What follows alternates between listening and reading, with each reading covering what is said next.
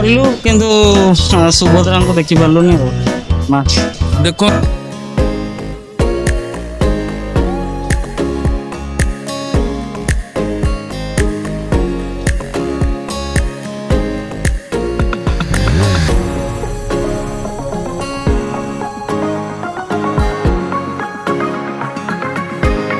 नमस्कार JD news तरफ आपको स्वागत करुच्ची मो ना आकाश कुमार राउत रिपोर्टर पुरी आज आम गोटे धाम सी है श्रीक्षेत्र धाम जहाँकि पुरी अवस्थित आज आसतु पचारिया जे भक्त मानकर अनुभूति कौन कहीपर आप दर्शन कर जो आसिले आपणकर अनुभूति कहीपर भीतर कथा अनुभूति बहुत बढ़िया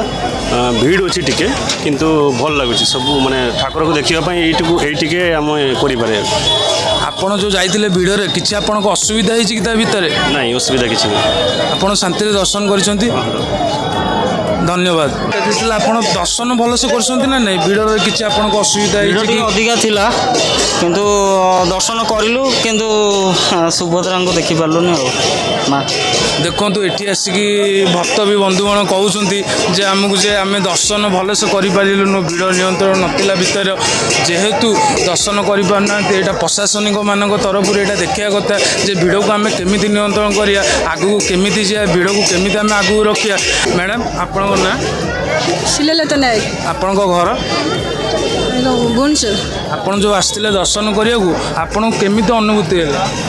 ठाकुर अनुभूति पूरा निरा जोटा कि वर्णना करहबनी आपण जो दर्शन करने आसते किसी भिड़ में हैरान होती ना कौन सब किसी ईश्वर प्रभु ऊपर कौन सेमती किसी असुविधा ना कि भल धन्यवाद कहूँ Akash Kumar Raut reporter Puri JDV news.